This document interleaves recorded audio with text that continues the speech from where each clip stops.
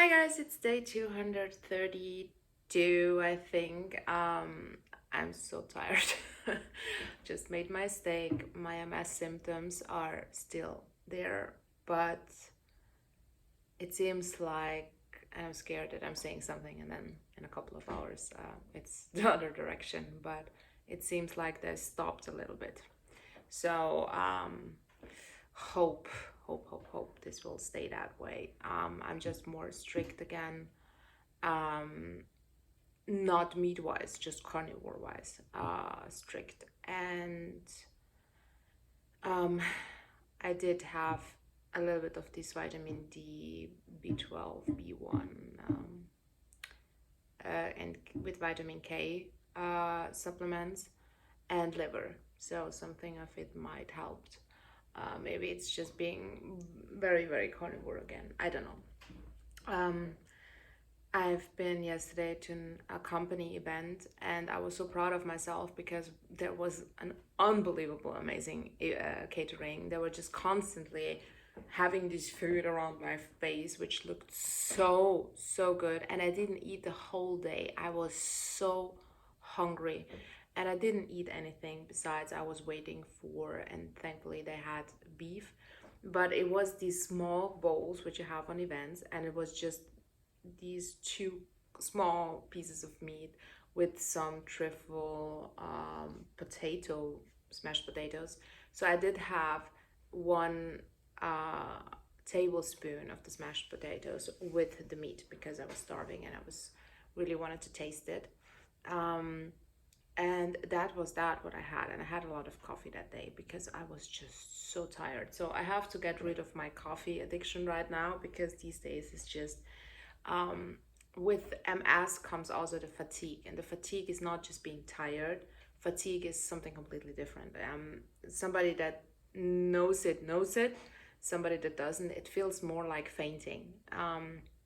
You just lose really the ability of moving your body, and it really, you can't just get up. It's not like you're very, very tired, but you can handle yourself to get up. It's really, you just can immediately, you're actually sleeping in the most worst positions, where it's just impossible for you to ever sleep. And you really lose every function in your body because you just, yeah, it's a little bit like fainting. So that's tough because coffee doesn't help, but I don't know what to do else then in this situation. So that's why I drank a lot of coffee yesterday to just stay awake for this company. And our CEOs were there, and there were so less people, so the focus was on really few people. And when you have to just kind of be present, it's and I hate public events. I hate them. Hate being there. Hate talk to people in small talk ways because that's not me. And then I make very dirty jokes and these kind of things.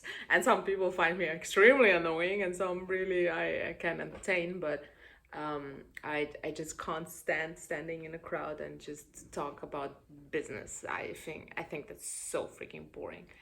Um, so yeah, for me being extremely tired, I can come off very arrogant or bitchy, but I'm just tired. So I know that about myself, and that was a little bit of a stupid situation just to feel like that. Um, so I made my, it's morning, 6 in the morning, something like that. I made my steak right now, my filet steak with, I will eat some butter. I made some coffee. I was at the hairdresser yesterday, as you see, but I made my hair very bad today. uh, but yeah, it's very dark, but it will be a little bit more lighter. And yeah, that's that. So, changed a little bit of my whole situation. Yesterday, I just felt good after the hairdresser, and I put on some really nice music in the car, try to, you know, motivate myself, get my mood up, and not feel that down. So that helped. I put some color into my face, which I which I don't do again. But then I feel always sick, so I would love to go to a solarium because it did help the last time. It just felt cozy and warm. But I may be very, very lucky. They said it's gonna be very sunny the next couple of days with 20 degrees. So I'm hoping that this is gonna happen. And next week, that would be the 20th. I will. Oh yeah, and I have something else. But on the 20th, I'm on Spain on the Carnivore event for a couple of days. So I'm really happy and hope that everything goes good because I feel a little bit sick. Hope I'm not getting fever or anything because my hairdresser um, was previously sick, and when I was there, she was cuddling me all the time. And then she said, "Yeah, I'm a little bit feverish still." And I said, "Are you kidding me? Can you just?" No, but yeah, I will do anything to prevent it in a carnivore world because it did help to eat that way. It does help and prevent also you from being sick from infection like flus and these kind of things. So I'm happy then I will be there without the whole job, family, my whole home and construction things. That's again not my apartment, but all these things, and just a little bit away from everything. So I hope that will give me a little bit of an energy boost. And on Wednesday, I am going to this biochemical something woman that my dad said she saved so many people he know and himself as well because she's doing some strange different things with some strange machines and I don't know whatever she's doing. And she says that basically everything, and it's a lot of people of you also wrote me in the comments that MS and these kind of things come from parasites or worms, which is just a horrible thing to think about. But that's also where her mindset is, and that she believes that a lot of things comes from that. And she healed a lot of MS people. So I'm very curious. I think that's the best time now to go to a person like that because I will see the effect because I do have my MS symptoms. If I don't have them, you never know, it's helping or not. But right now, if it does help, I will immediately see it, I feel it. And it's going to be very interesting. My dad is very picky when it comes to these kind of people, so I'm curious. And he really swears on her, and that's something he doesn't do usually. So very, very interesting what she's gonna do. I'm gonna share that with you guys. So you see, I'm a very boring person today because just tired and exhausted. And at work, honestly, so many things got wrong. So many things. Spent weeks doing something for software, and we just yesterday realized that a lot of them were wrong. And the new person who did fill out the forms and these kind of things, she did it not completely right. So I had to touch everything again. And we're talking about weeks of work. And it's exhausting. It's really exhausting. And the amount of mistakes that can happen from there are very high. And I was so happy that we are done with that. And it's, that was the only thing in my life that actually I could just give it a thank you and goodbye. And now I have to touch everything again. So this is really annoying me. And today I will have to go to the car. They will change the tires. And I will go to IKEA to order my kitchen. So I don't really have a lot of time to do everything proper. So I have that in the back of my mind. I think that's something also that can make you sick, that you know that you have to do something that you just don't have the time or don't have the energy for it or just lost passion for it. So that can also make you really sick because your head is just going in that direction. Yesterday we had an AI workshop event, and there was a guy. He wrote some books. He was a keynote speaker there, and he was older, and he's a professor at, I can't remember in which university in Germany, and he was in CERN. I don't know how to say it in English. In Switzerland, and he was so funny sometimes, and he explained, which I found extremely hilarious, that there are like two kinds of people. You have the dogs; these are the managers. They always do, go get the bone, go get the bone, go get it. More, do more for numbers to get up the company in a better position. Go get the bone. And then if they can't, and just like coming to their bosses, then they're like just like giving some treats, some bonuses, and then they do it again. And the cats are our technician, because if you know cats, they just don't give a ass what you're saying. And if you say them to go get the bone, she will just look at you. And when she starts moving her tail, that's just a sign to, I'm gonna kill you. Just wait for it.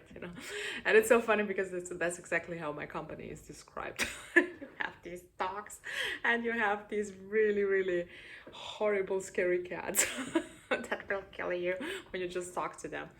And I'm in the middle, so that's I know both worlds. I was both, but it's funny to then listen to people explaining your job like that.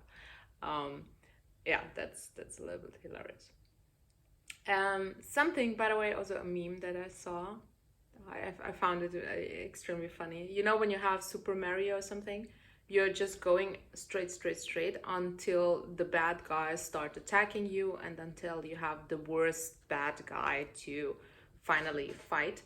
And and then somebody wrote, yeah, I just realized, oh, that's life. So you're going in the right direction, because you have to get the prize, but you have to go through these people and shit, and fight the bad guys in the end, and the big bad one at the end of the road, and then you will get your prize.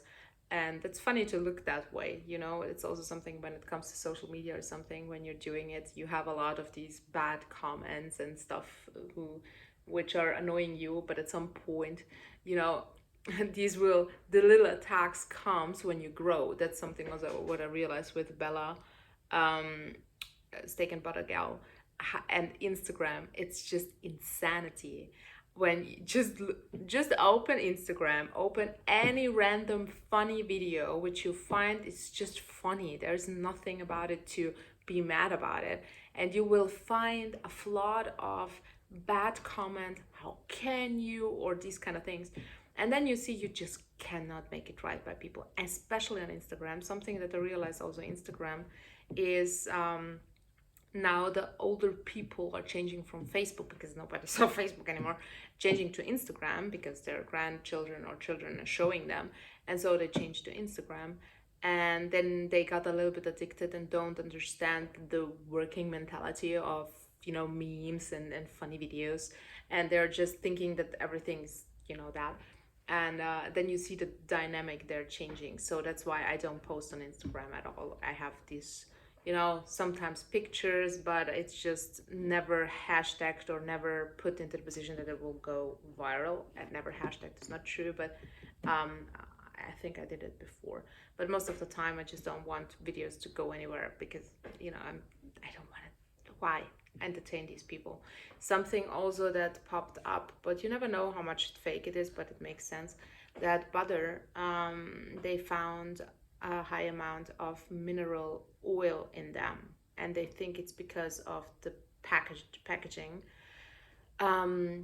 It was good that I saw that. I think it was just a very AI advertising situation, but it did make me think that I know that in America you have so many brands with raw milk, raw cheese, and so on. And I was thinking, we don't have that here. But I never actually researched if we have that here like that. So I did that, and I called like a little bio organic shop, and they have that, but only one time a week they're getting the raw butter. So I'm gonna try that. And I also looked up how to make butter myself. I think it's something that's a little bit waste of amount of milk and these kind of things. I'm not sure. I just saw how they made it, but I think the amount of butter that I'm eating, it doesn't really fit the amount of milk you have to use to make it yourself. For something special, I find it amazing, but I don't think that this is the way I will go, because my amount of butter is really high. So I think that is maybe a good direction to go, to find these little shops now. But I have to go there today after work, which is in the middle of the city, and hard to get parking and so on, just to get the butter. So we'll see. If it tastes good, I can buy just a ton of butter and maybe freeze it. Can you freeze raw butter? I don't know. Yes, or is there something I have to consider? I didn't look that up. So if you can comment that, I would be appreciating it. And also what I want to do is with the beef gelatin, I would love to do the milk and just make little milk beef gelatin, because for me it's the texture that I love that gives me the feeling that I have something sweet. It works with coffee as well. It tastes a little bit like pocket coffee, if you know that. So it's just your coffee, your daily coffee, just with beef gelatin, put it in the fridge, and then you can cut it and have these little pieces. So that's really something that I enjoy a lot. Yeah, so now I have to eat my steak. Happy to have you guys, and have a great day, and hope with more energy the next couple of days I can manage to a little bit more present, I would say. Bye.